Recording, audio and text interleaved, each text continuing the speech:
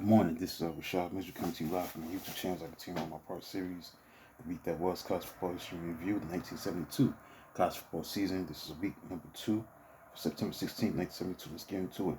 North Carolina beat Maryland 31-26 as the ambitious Tar Heels won their 10th straight ACC game against an improved Maryland squad.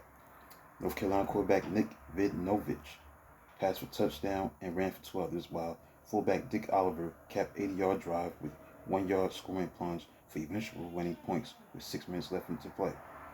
Terps mounted late drive but fumble recovered by Heels linebacker like Jimmy the Rat with 35 seconds left on the North Carolina 37-yard line killed Turtles' hopes. Meanwhile, the slumbering Maryland Terrapins had awoken in time to rally from a 17-3 deficit and tie game with a 72-yard punt return for a touchdown by defensive back Bob Smith and a 10-yard touchdown run by running back Jamie Franklin that came moments later. Meanwhile, number 20 Florida State beat Miami 37-14 as the Seminoles won easily as quarterback Gary Huff made Hurricanes pay for their sloppy play because Miami had 7 turnovers. Gary Huff had 4 touchdown passes and 2 interceptions, 329 yards passing, 22 of 34 passing. Florida State wide receiver Barry Smith caught 5 passes for 108 yards, caught 3 scoring passes, including a 43-yard second quarter bomb for 10-7 lead that Knowles would not relinquish. FSU linebacker John Murphy recovered 3 Miami fumbles. The Hurricanes had scored first on a 3-yard touchdown run by halfback Chuck Foreman and closed out scoring with 14-yard touchdown run by sub quarterback Ed Carney, who went in after the quarterback Cary Baker broke ankle in the third quarter. The next game was a big-time game, battled 2 top 10 teams, number 6 Penn State versus number 7 Tennessee, as number 7 Tennessee defeated number 6 Penn State 28-21. Between quarterback Condredge, this away, that away, Holloway, and halfback Haskell, snapback, standback, who had 3 touchdowns, Volunteers had too many nicknames and too much speed for Penn State to handle. At the first night game ever played at Neyland Stadium, standback rushed twice for touchdowns as Tennessee built a 21-0 halftime lead. Quarterback John Hufnagel, who was held to 3 of 10 passing in first half, rallied Nittany Lions with 2 touchdowns after halftime, including 69-yard scoring pass to wide receiver Jim Scott. After Scott's touchdown, Volunteers led only 21-14, but then marched 80 yards to clinching 2-yard touchdown run by standback in the fourth quarter, scoring the drive not only doubled Tennessee's lead, but ate up 7 minutes. Indiana beat Minnesota by a score of 27-23. Relentless Golden Gophers tallied 3 spectacular touchdowns in the first half to become from behind for a 20-13 halftime lead.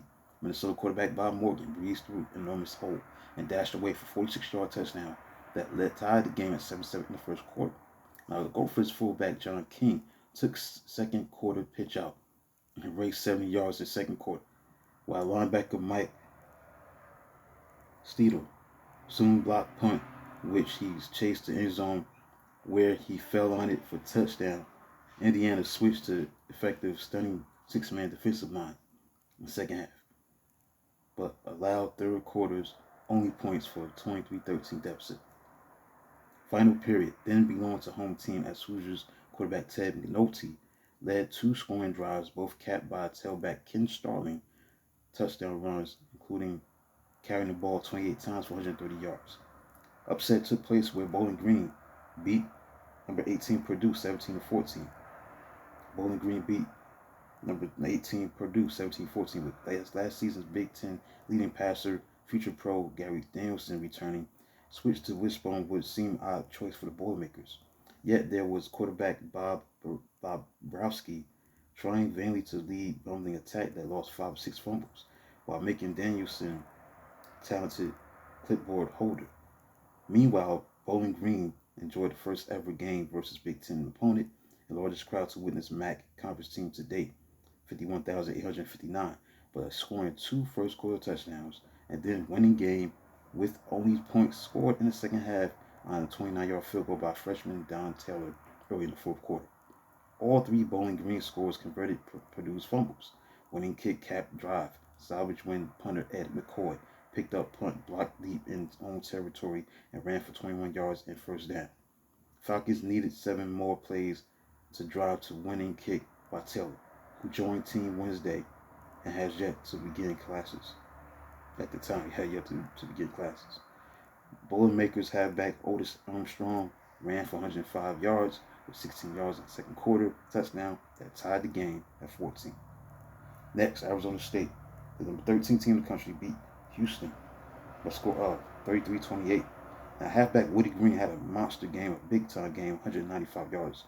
Rushing, a touchdown, 36 carries, made name for himself as Sun Devils sent Houston to second loss. Quarterback Danny White threw first quarter touchdown passes, 55 yards and 52 yards to wingback Steve Holden as Arizona State built a 20-0 lead. Now, Cougars answered with 2 touchdowns, including a 20-yard interception touchdown return by linebacker Howard Evans. It was now Arizona State's turn to score, and they reeled off 10 points for 30-14 halftime lead. Pace slowed down in scoreless third quarter before Cougars quarterback DC Nobles wrapped 2 touchdown passes around Devils field goal. Houston seemed to get go-ahead touchdown with 4 minutes left, but was erased by a penalty.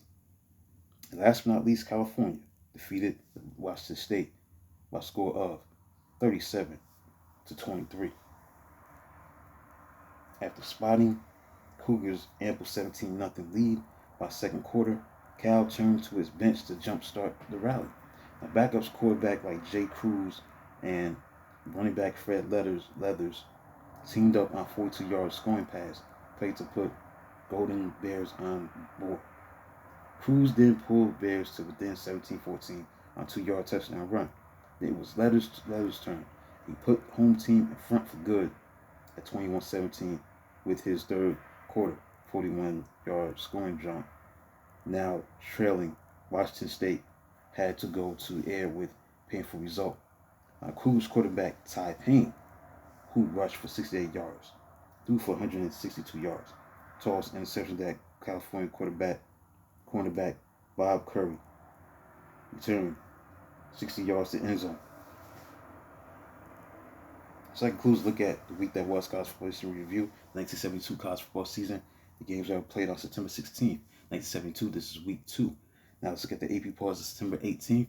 We got number 1, Southern California, number 2, Oklahoma, number 3, Colorado, number 4, Ohio State, 5, Tennessee, UCLA, number 6, number 7, Alabama, number 8, Louisiana State, number 9, Nebraska, number 10, Arizona State, number 11, Penn State, number 12, Michigan, 13, Notre Dame, number 14, Texas, Washington, number 15, number 16, Georgia, number 17, Florida State, number 18, Michigan State, and number 19, Stanford, number 20, Mississippi.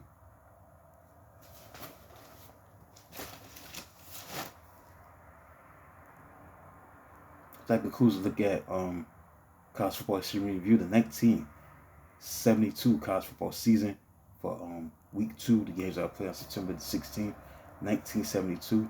Please like, subscribe, and comment on the channel. Do video to Smack 2 tomorrow. Until then, talk to you soon.